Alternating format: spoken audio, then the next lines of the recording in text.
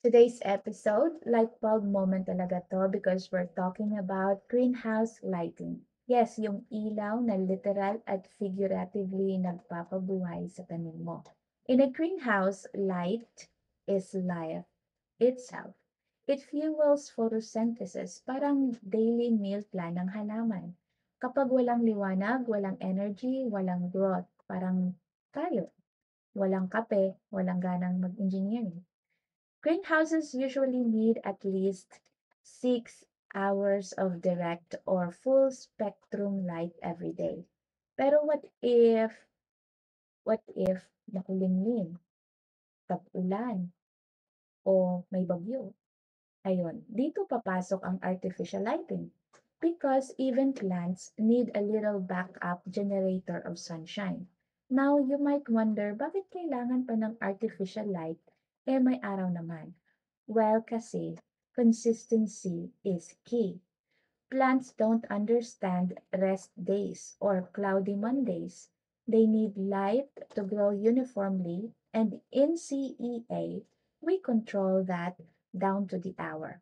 That's what we call the photo period, the number of hours a plant receives light in 24 hours. At alam mo ba, photo period can actually trigger or delay flowering. For example, long day plants like lettuce or spinach blooms when days are long. Short day plants like chrysanthemums, they blooms when nights are longer. So yes, plants have their own version of body clock or circadian rhythm.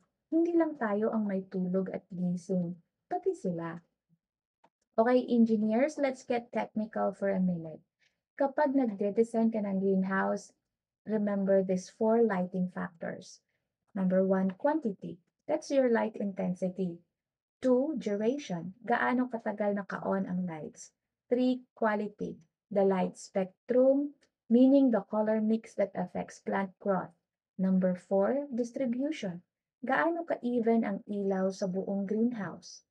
Isipin mo yan parang lighting setup sa TikTok studio mo. Dapat tama ang brightness, angle, at color para glowing ka rin, di ba?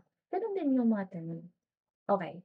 Now that we know light is life, the next question is, anong klaseng ilaw ang dapat gamitin? Because in controlled environment agriculture, hindi lang basta may ilaw. Dapat tamang ilaw. Let's do a little light showdown. May tatlong bida tayo sa episode na to, fluorescent, HID, at LED lighting. Okay? So, let's go first to the fluorescent lighting. Ito yung tinatawag naming OG. OG. Old but gold. Best for seedlings, herbs, and leafy greens. Energy efficient ito, mura at hindi masyadong umiinit. Parang parang low maintenance na friend mo, tahimik pero dependable. Pero hindi siya gano'n kalakas pagdating sa mature crops ha. So kung ang tanim mo ay lettuce o herbs, siya na yan. Pwede mo yan gamitin. Pero kung gusto mo ng pang heavy duty growth, medyo bitin si fluorescent. At by the way, kung narinig mo yung T5, narinig mo na yun? T5 tubes, ibig sabihin lang yan is 5/8 inch ang diameter ng tubo. So, yes, mas manipis, mas matipid, pero hindi para sa mga malalaking tanim. Next up is the HID lighting or the high intensity discharge. Ito yung pangmalalaking operasyon gamit sa commercial greenhouses at flowering crops. Ang mga variant niya ay metal halide or MH, nagbibigay ng blue light for vegetative growth. At yung isa is the high pressure sodium or HPS, red light naman for flowering. Ang lakas niyan, promise. Parang spotlight sa concert. Ang plants mo, guaranteed to shine. Pero again, mainit to. Kaya kailangan ng good ventilation system. Baka pati halaman mo mag-toys na no. Okay, so scientifically, HID provides high photon flux density. Perfect for photosynthesis efficiency. Pero kung hindi mo makontrol ang heat, sayang din ang energy. Pwede mag-overstress ang plants.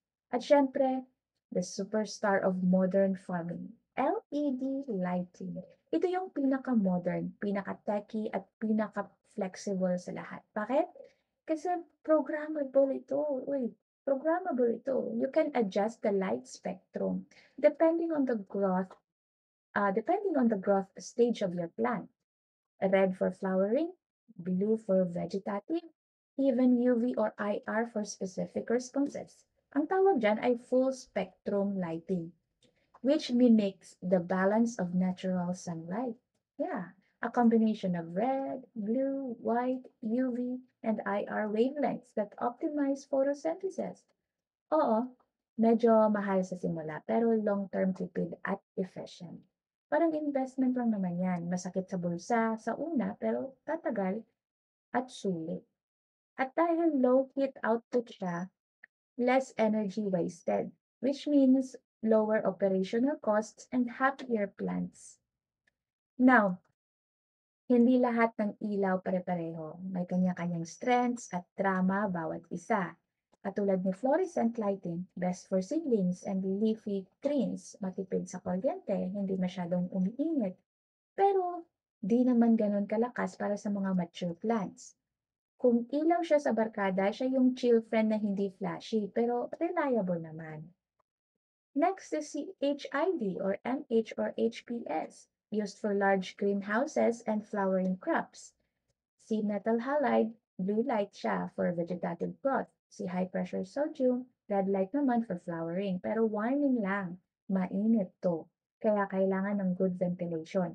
Ito yung ilaw na parang tropa mong hardworking pero laging sweaty sa fieldwork. Ano? Ang layo naman yan. At etong si LED is the superstar, LED lights. Programmable kasi, energy efficient, at saka long lasting. Pwede mong baguhin ang spectrum depende sa stage ng halaman from seedling to harvest. Medyo mahal sa simula pero sulit in the long run.